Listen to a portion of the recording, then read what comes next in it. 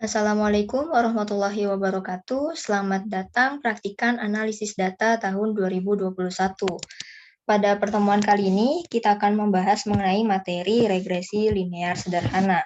Nah, berikut adalah contoh labcom dari materi RLS. Nah, di sini kita menggunakan software Microsoft Excel yang akan menggunakan juga tools data analisis. Langsung saja kita coba labcomnya. Sebuah penelitian yang dilakukan oleh mahasiswa FPIK IPB tentang pengaruh pemberian pakan terhadap bobot ikan mas. Tentukan regresi linear sederhana dan interpretasikan jika diketahui datanya adalah sebagai berikut.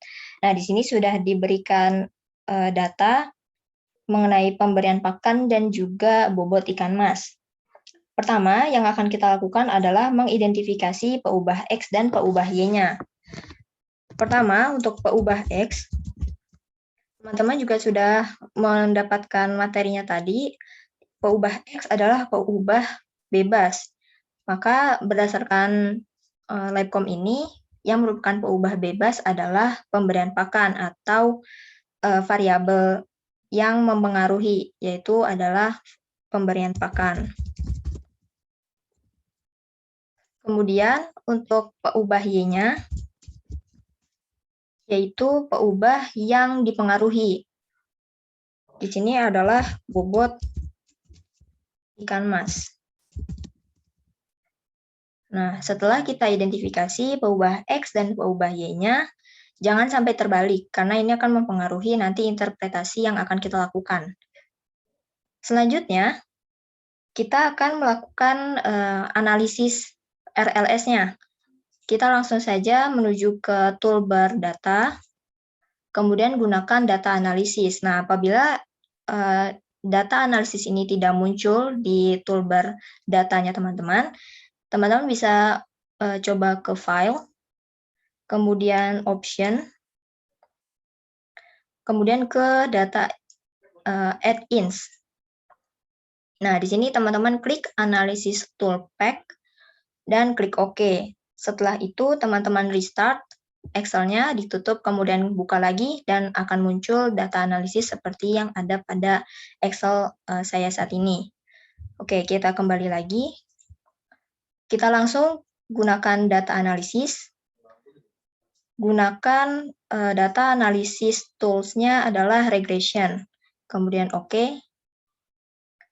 Nah, di sini teman-teman bisa menginput Y range-nya, yaitu yang tadi variabel peubah Y-nya adalah bobot ikan mas. Kita blok datanya. Kemudian X range-nya adalah pemberian pakan. Nah, kemudian karena kita tidak memasukkan judul tabelnya, maka labels-nya ini tidak perlu dicentang. Selanjutnya kita ke output range. Kita pilih sel-nya, terserah teman-teman mau letakkan output-nya nanti di mana. Kemudian klik OK. Nah, hasilnya adalah summary output. Dari hasil summary output ini ada beberapa informasi yang akan kita highlight, yang akan kita gunakan untuk interpretasi. Nah, di dalam summary output terdapat regression statistik dan juga tabel ANOVA. Informasi yang harus kita highlight, yaitu yang pertama adalah intercept pada tabel yang di paling bawah, beserta koefisiennya, dan juga X variabel 1. Kita highlight. Dan selanjutnya adalah R-square. Oke. Di sini teman-teman bisa mengaturnya terlebih dahulu agar menjadi 4 angka di belakang koma. Jadi seterusnya teman-teman bisa membiasakan untuk menggunakan 4 angka di belakang koma.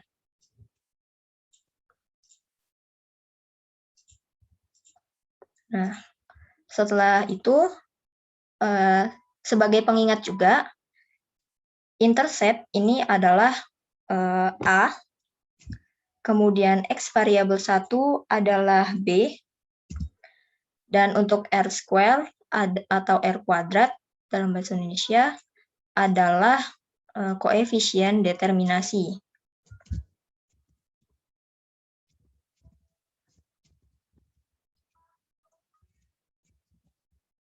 Nah, setelah ini, karena kita diminta untuk menentukan regresi linear sederhananya, kita tuliskan persamaannya terlebih dahulu, persamaan regresi linear.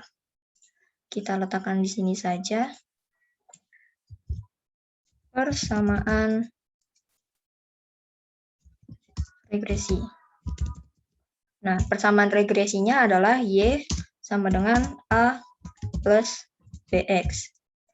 Nah, teman-teman masukkan Y sama dengan, tadi nilai A-nya adalah 45,8857 plus B-nya adalah 37,1429X. Nah, ini adalah persamaan regresinya. Kemudian kita tuliskan juga R² atau koefisien determinasinya. R² atau R kuadrat sama dengan 0,7105. Atau kita jadikan persen, yaitu sebesar 71,05%. Nah, ini bisa teman-teman beri highlight warna untuk membedakan.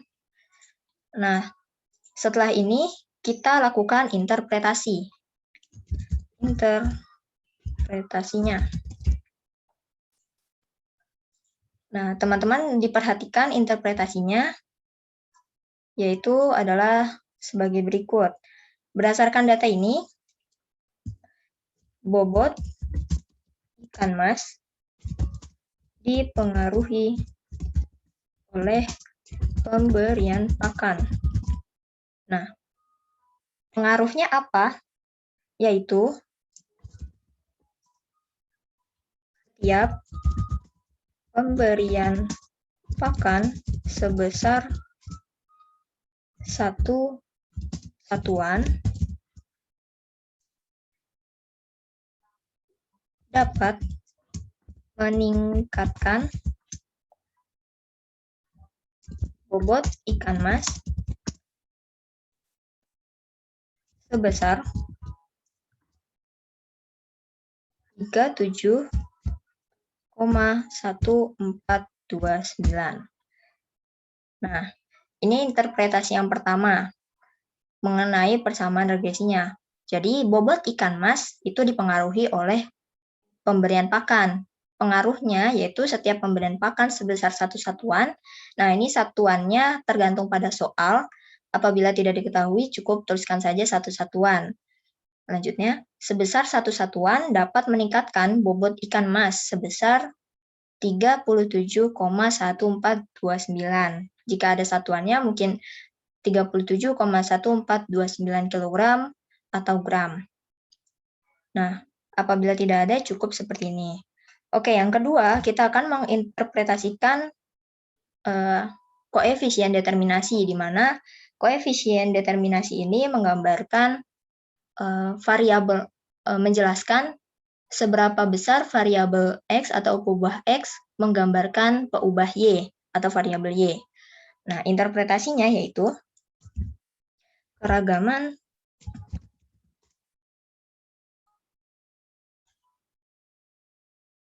besarnya kenaikan bobot ikan mas dapat dijelaskan oleh besarnya pemberian pakan sebesar 71,05%. Dan sisanya dijelaskan oleh faktor lain. Oke, sampai di sini untuk yang koefisien determinasi artinya keragaman kenaikan bobot ikan mas itu dapat dijelaskan oleh pemberian pakan sebesar 71,05%. Dan sisanya artinya ada faktor-faktor lain yang mempengaruhi kenaikan dari bobot ikan mas selain dari pemberian pakan tersebut.